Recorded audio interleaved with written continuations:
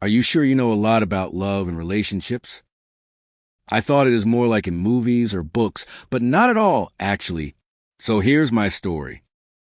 I didn't fall in love with her in a grand moment. I fell in love the morning she laughed at me for pouring orange juice into my coffee. Not because she teased me, but because she fixed it with a smile, kissed my forehead, and handed me a clean mug as if rescuing me from myself was the most natural thing in the world. That was her. And that's how our story really began. I used to think relationships were built on big moments, the kind you see in movies with fireworks or long, dramatic speeches in the rain. But she taught me it's the small, ridiculous moments that matter most. Like the way she'd leave me tiny notes in places no one should ever hide surprises. My desk drawer, my jacket pocket. Once inside the fridge, taped to my yogurt, eat something that isn't cereal.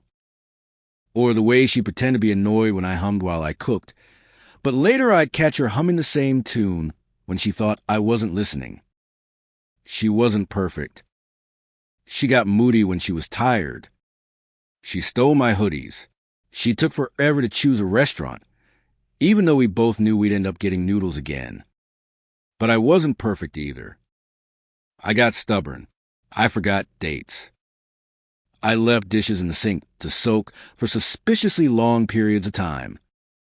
Still, every night, we'd find each other, sometimes laughing, sometimes arguing, sometimes too tired to do either.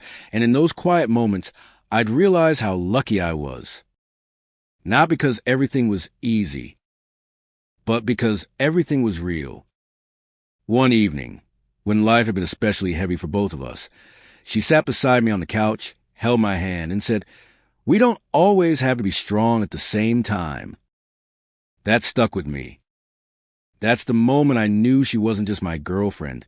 She was my partner. Good relationships aren't made of perfection.